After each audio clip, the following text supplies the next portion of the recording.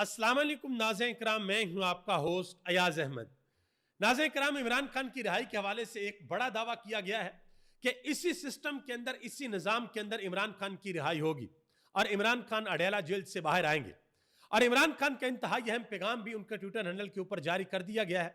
यह वही पैगाम है जिसको रोकने की भरपूर कोशिश की गई। अडयाला जेल के बाहर एक बाकायदा तौर पर ड्रामा लगाया गया। कभी अलीमा खान से अजीबोगरीब किस्म के सवालात पूछे जाते हैं, कभी उनके ऊपर अंडे फेंके जाते हैं और कभी बाकायदा तौर पर उनके साथ बदतमीजी की जाती है। तो सबसे पहले इमरान खान का पैगाम आपके सामने रखता हूं, जिसमें इमरान खान ने वाज़िया तौर पर उन तमाम लोगों को पैगाम दिया है जिनको इमरान खान की सेहत के बारे में बड़ी फिक्र थी, जिनको यह लगता था कि इमरान खान की जिंदगी अडयाला जेल में खतरे के अंदर है। उन लोगों को इमरान खान ने बता दिया है कि मेरी जिंदगी और मौत का मालिक कौन है। इमरान खान का पैगाम आपके सामने रखता हूं। गुजारिश करूंगा कि वीडियो को लाइक करके चैनल को सब्सक्राइब कर दें ताकि ये इंफॉर्मेशन का सिलसिला आप लोगों तक पहुंचता रहे। इमरान खान ने कहा कि मैं ला इलाहा इल्लल्लाह का मानने वाला हूं। यह कलमा इंसान को हर किस्म के खौफ और गुलामी से आजादी देता है। यह कहा कि मेरी जिंदगी अल्लाह के हाथ में है, आसिम मुनीर के हाथ में नहीं। हमारा ईमान ही हमारी हकीकी आजादी का जामिन है, क्योंकि यह कलमा इंसान को खौफ की जंजीरें तोड़ने की कुव्वत फराहम करता है। मजीद इमरान खान ने कहा कि मुझे तोड़ने की कोशिश में मुसलसल कैद तन्हाई के अंदर रखा जा रहा है। 1 साल से मेरे जाती डॉक्टर को मुआयने की इजाजत नहीं दी गई। कई हफ्ते तक अखबारात और टीवी बंद कर दिए जाते हैं। फैमिली मेंबरान और वकला तक को मिलने से रोका जाता है। 1.5 साल से सियासी रुफका से मुलाकात नहीं होने दी गई, यानी कि जो पार्टी के लोग हैं उनको इमरान खान से अडयाला जेल के अंदर नहीं मिलने दिया जाता। मजीद इमरान खान ने कहा कि आसिम मुनीर के लिए मेरा पैगाम है कि मुझ पर दबाव बढ़ाने के लिए चाहे मेरे खानदान में से जिस मर्जी को कैद के अंदर डाल दो, ना मैं झुकूंगा और ना इस निजाम को कबूल करूंगा। इमरान खान ने कहा कि मैं अपनी हकीकी आजादी की जद्दोजहद हर हाल में जारी रखूंगा। मजीद कहा कि आसिम मुनीर अफगानिस्तान की मौजूदा हुकूमत की मुखालफ लॉबी को खुश करने की कोशिश में कम अक्ली का मुजाहरा करते हुए हमारे दौर में खित्ते में कायम होने वाले अमन को तबाह कर रहा है। जहां हमारे बेहतरीन तल्लुकात होने चाहिए वहां जानबूझकर हालात खराब किए जा रहे हैं। मेरा दिल इस पर भी बहुत रंजीदा है कि हमने कई दहाइयों तक अफगानिस्तान के लोगों की मेहमान नवाजी की, उसके बावजूद मौजूदा दौर में अपने अफगान भाइयों को धक्के देकर मुल्क से बाहर निकाला है। हालांकि वहां जल्जला भी आया है, हमें उनकी मदद करनी चाहिए। इमरान खान ने अली अमीन गंडापुर को एक खसूसी हदायत की। यह कहा कि अली अमीन गंडापुर को खसूसी हदायत करता हूं कि अफगानिस्तान जाए और उनके साथ जाकर बैठे और बाहमी मसाइल अमन व अमान के हवाले से बातचीत करें ताकि हालात को मजीद बगाड़ से बचाया जा सके। जाली वफाकी हुकूमत को इस बात का जवाब देना चाहिए कि मरियम नवाज जापान और थाईलैंड जा सकती हैं, तो खैबर पख्तूनख्वा का वजीर आला अपने सूबे में अमन के लिए अफगानिस्तान क्यों नहीं जा सकता। यह अभी गई थी ना हाल में मोहतरमा मरियम नवाज साहबा जापान का दौरा करने के लिए। तो इमरान खान ने कहा कि इस जाली हुकूमत ये अगर जा सकती है वहां पर जापान में, तो खैबर पख्तूनख्वा का जो वजीर आला है वो अमन व अमान की सूरत हाल को बरकरार करने के लिए, सही करने के लिए अफगानिस्तान का दौरा क्यों नहीं कर सकता। मजीद इमरान खान ने कहा कि खैबर पख्तूनख्वा में अपने ही लोगों के खिलाफ मिलिट्री ऑपरेशन, ड्रोन हमलों और इलाके से बेदखली करवाने का अमल दरअसल तहरीक इंसाफ की अवामी मैंडेट से बनने वाली हुकूमत को गैर मकबूल करने के लिए किया जा रहा है। अली अमीन गंडापुर को इस ऑपरेशन के खिलाफ भरपूर मज़ामत करनी चाहिए। सूबे की अवाम पहले ही सैलाब से तबाहाल है। अगर वहां ड्रोन हमलों और ऑपरेशन ना रुका, ड्रोन हमले और ऑपरेशन ना रुके तो बहुत बड़ी ज्यादती होगी। हमारे कितने पुलिस एहलकार भी जामे शहादत नोश कर चुके हैं। यह ऑपरेशन जब तक बंद नहीं होगा, लोगों की मुश्किलात में मजीद इजाफा होता रहेगा और दहशतगर्दी मजीद बढ़ेगी। आखिर में इमरान खान ने कहा कि इस वक्त पूरा मुल्क सैलाब में डूबा हुआ है। पंजाब और खैबर पख्तूनख्वा के सैलाब की वजह से लोगों का बहुत नुकसान हुआ है। पूरी कौम को यकजा होकर इस सूरत हाल का मुकाबला करना होगा। मैं अगर जेल से बाहर होता तो जरूर फंड रेजिंग और टेलीथॉन करता, मगर अब अपनी कौम से कहता हूं कि वो बढ़ चढ़ कर और दिल खोल कर रिलीफ के कामों में सैलाब मुतासरीन की मदद इमदाद में हिस्सा लें। यह भी कहा कि बलोचिस्तान में सियासी जलसे पर होने वाले हमले के खिलाफ एहतजाज में पूरी तहरीक इंसाफ को शिरकत करनी चाहिए। अब यह जो इमरान खान का पैगाम है जो मैंने आपके सामने रखा है, इसमें एक तो इमरान खान ने फिर field marshal general Asim Munir के ऊपर खुलकर तनकीद किया, उनका नाम लिया, और इमरान खान ने अली अमीन गंडापुर के लिए एक बहुत बड़ा इशारा दिया इस पैगाम के अंदर।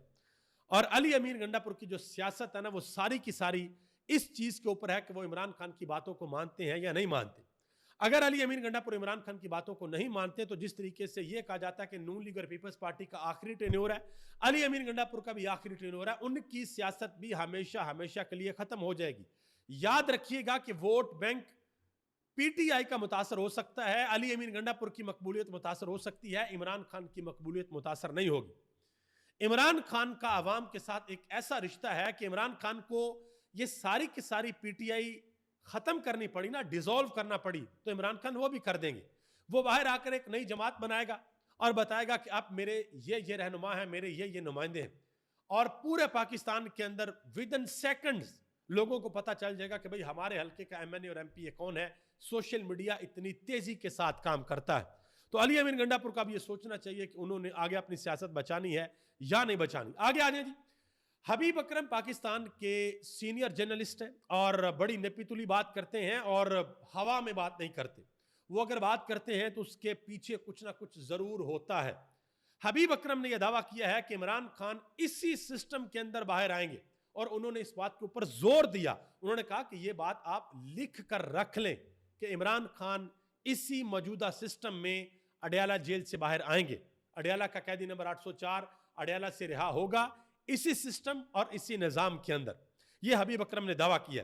اب آگے آ جائیں جی، آپ کو پتا ہے کہ کل جو اڈیالہ جیل کے باہر باقاعدہ طور پر ایک سین کریٹ کیا گیا، صحافی ہیں طیب بلوچ، انہوں نے اشتعال دلایا پاکستان تحریک انصاف کے کارکنان کو، ہاتھا پائی ہوئی، تشدد ہوا، اس کو کوئی بھی سپورٹ نہیں کرتا، تشدد کو کوئی بھی سپورٹ نہیں کرتا، یہ میری بات یاد رکھیے گا۔ لیکن یہ سلیم صافی صاحب ہیں، انہوں نے ایک بڑی اہم بات کی، انہوں نے کہا کہ ہمیں اپنی صفوں میں بھی اصلاح کی کوشش کرنی چاہیے کہ ہم سوال کرنے کا طریقہ سیکھ لیں، سخت سے سخت سوال بھی مہذب الفاظ میں پوچھا جا سکتا ہے۔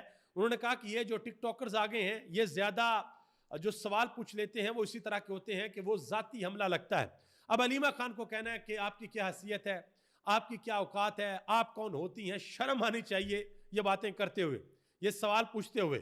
اور ایک صحافی کی یہ اخلاقیات ہوتی ہیں کہ جب کوئی پریس کانفرنس شروع ہوتی ہے تو اس پریس کانفرنس کے ختم ہونے کا، یعنی کہ جو بندہ بھی بول رہا ہوتا ہے اس کی بات کے ختم ہونے کا انتظار کیا جاتا ہے، اس کے بعد سوال پوچھا جاتا ہے، نہ کہ درمیان میں لچ تلی جاتی ہے۔ اور یہی کام جناب محترم بلوچ صاحب نے، طیب بلوچ صاحب نے کیا ہے، امید ہے کہ دوبارہ وہ ایسا نہیں کریں گے۔ یہ اب کہا جا رہا ہے جی علیمہ خان اس کے اوپر معافی مانگے، پاکستان تحریک انصاف اس کے اوپر معافی مانگے، بالکل ٹھیک ہے جی، جو پیچھے جو کچھ ہوا اس کے اوپر بھی معافی مانگی جائے، بڑی چیزیں ہوئی ہیں، بڑے صحافیوں کی زبان بندی کی گئی ہے، ان کو نوکریوں سے نکالا گیا ہے، چینل سے نکالا گیا، اس کے اوپر معافی مانگی جائے، اختلاف رائے پر ان کے ساتھ یہ کیا گیا، ان کے اوپر معافی مانگی جائے، تو پھر علیمہ خان کو بھی کہہ دینا چاہیے، بلکہ علیمہ خان نے تو کہہ دیا، انہوں نے تو کہہ دیا یہ نہیں ہونا چاہیے تھا، انہوں نے کہا کہ ہم تو صرف عمران خان کا پیغام پہنچانے کے لیے آتی ہیں۔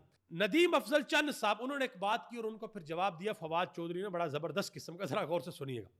ندیم افضل چند نے کہا کہ طیب بلوچ اور اعجاز کے ساتھ جو ہوا یہ زیادتی ہے، اس پر علیمہ خان کو خود معذرت کرنی چاہیے، لڑنا ہے تو بڑے بڑے صحافیوں سے لڑیں، آپ بیٹ رپورٹر سے کیسے لڑ سکتے ہیں؟ ایک بیٹ رپورٹر کا آخر کیا ایجنڈا ہو سکتا ہے؟ یہ ندیم افضل چند صاحب نے کہا۔ پہلی بات تو یہ کہ وہ پی ٹی آئی کے بیٹ رپورٹر نہیں ہے، وہ سپریم کورٹ کے بیٹ رپورٹر ہے، پتہ نہیں وہ اڈیالہ جیل کے باہر کرنے کیا جاتے ہیں۔ اور دوسرا جو فواد چودھری نے جواب دیا، انہوں نے کہا جی سیاستدان اپنے سیاسی مخالفین کے خلاف اوچھے ہتھ کنڈوں کی مذمت کی بجائے ان کا حصہ دار بن جاتے ہیں، یہی وجہ ہے کہ ملک میں جمہوریت نہیں ہے۔ انہوں نے کہا کہ ایک بزرگ خاتون سے 2 ٹکے کی میراثی کی بدتمیزی کو صحافت قرار دینا زیادتی ہے، صحافی اپنی صفحے درست کریں، وگرنہ صحافت ویسے ہی آخری دموں پر ہے، ڈیجیٹل میڈیا فارمل میڈیا کو مکمل فارغ کر چکا، اور یہی تو سب سے بڑی تکلیف ہے، یہی تو سب سے بڑا مسئلہ ہے۔ میڈیا کو مسئلہ کیا ہے؟ میڈیا کو مسئلہ کہ پاکستان کی عوام یوٹیوب چینلز کیوں دیکھتی ہے جا کے، یہ ویلوگرز کو کیوں سنتی ہے جا کے، یہ ہمارے پروگرامز کیوں نہیں دیکھتی، یہ رات کو 9 بجے ٹی وی لگا کے کیوں نہیں بیٹھتے، یہ موبائل کے اوپر کیوں سارا کچھ دیکھتے، یہی تو ساری تکلیف ہے۔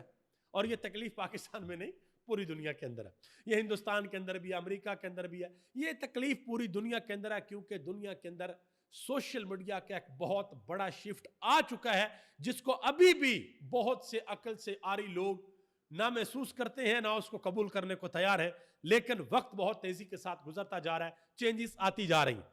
حبیب اکرم نے بھی اس حوالے سے بات کی، انہوں نے کہا جی طیب بلوچ کو یہ حق حاصل ہے کہ وہ کوئی بھی سوال پوچھیں، لیکن پہلے اگلے کو بات مکمل کرنے دیں۔ انہوں نے کہا کہ اگر آپ کا کوئی غصہ ہے، کوئی لین دین ہے تو یہ معاملات الگ ہے، اس کے لیے کسی کی پریس کانفرنس تباہ کرنا, ایسا تاثر پیدا کرنا کہ میں دستیاب ہوں فلاں کاموں کے لیے, تو یہ کسی بھی صحافی کے لیے اچھی بات نہیں ہے. انہوں نے ایک باقاعدہ طور پر ایک واقعہ سنایا ماضی سے. انہوں نے کہا کہ علیمہ خان کی شخصیت کو چھوٹا کرنے کے لیے اور تضحیح کرنے کے لیے ان کے خلاف محاذ کھولے جا رہے ہیں. انہوں نے کہا کہ نواب آف کالا باغ جب گورنر تھے تو انہوں نے اپنے ساتھ بیٹھے ایک سرکاری افسر کی طرف دیکھ کر کہا تھا کہ اب میں چودھری ظہور الہی پر اپنا یہ شکاری کتا چھوڑوں گا تو پھر پتہ چلے گا. سرکاری افسر کے بارے میں کہہ دیا کہ شکاری, مطلب میں دوبارہ وہ لفظ نہیں دہرانا چاہتا. تو حبیب اکرم نے کہا کہ اس طرح کے واقعات سے ہمارا ماضی بھرا ہوا ہے, بہت سارے لوگ خود کو اس طرح کی خدمات کے لیے دستیاب رکھتے ہیں. ٹھیک ہے جی. اور اسی طرح کی ایک اہم ترین بات بیرسٹر سعد رسول نے کی ہے. انہوں نے کہا کہ یہ طاقت اور حکومت وقت کا طریقہ کار ہے کہ وہ ایک ایسی شرلی چھوڑ دیتے ہیں کہ بیانیہ ڈائیورٹ ہو جاتا ہے. انہوں نے کہا کہ وزیر اعظم نواز شریف اور مریم نواز یہ کب چاہیں گے کہ عمران خان کی صحت کے اوپر بات ہو, یا چیف جسٹس یا افریدی کے اوپر بات ہو, یا جوڈیشری کے اوپر بات ہو. انہوں نے کہا کہ جو وہ چاہتے تھے وہ ہو گیا اور ہم نے ان کی وش لسٹ کو گرانٹ کر دیا ہے. ہم اب بات کر رہے ہیں انڈے کے اوپر, ہم اب بات کر رہے ہیں تھپڑ کے اوپر, ہم اب بات کر رہے ہیں لڑائی کے اوپر. باقی ملک میں سیلاب کی کیا صورتحال ہے, گورننس کی کیا صورتحال ہے, لوگ کس مشکل کے اندر پھنسے ہوئے ہیں, ہم اس کے اوپر بات نہیں کر رہے. یہ صحافی ہیں ایک فہیم اختر ملک, انہوں نے ایک بڑی اہم بات کی. انہوں نے کہا کہ طیب بلوچ کو چھوڑ کر پلیز سیلاب پر توجہ دیں. ملتان کی تحصیل جلال پور میں انسانی المیہ جنم لے سکتا ہے, وہاں پر حالات بہت خراب ہیں. یہ انہوں نے بات کی ہے. ایک بات اسار رانا نے بھی کی ہے. انہوں نے کہا کہ شہباز شریف نے شنگھائی تعاون تنظیم کے اجلاس میں جس طرح ہماری قومی غیرت کا جنازہ نکالا, جس طرح وہ پیوٹن کے نظر انداز کرنے کے بعد لوگوں میں کونیاں مارتے پھر رہے تھے, میرا سر شرم سے جھک گیا. انہوں نے کہا کہ کاش آج ہمارے حکمران عمران خان کی طرح ہوتے جو ٹرمپ کے سامنے ٹانگ پر ٹانگ رکھ کر بیٹھ جاتا تھا, جس کے سامنے سب کی ٹانگیں کانپتی ہیں, اور ان کی ٹانگیں تو کانپتی ہیں. یہ تو بات بالکل ٹھیک ہے. اسد طور صاحب نے ایک بڑی اہم بات کی ہے.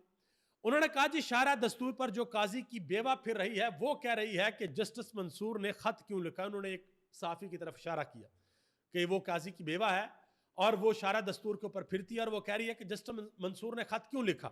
انہوں نے کہا کہ جب قاضی خط لکھتا تھا تو یہ کپڑے اتار کر الٹا لٹک کے ناچتا تھا کہ ابو نے خط لکھ دیا ہے.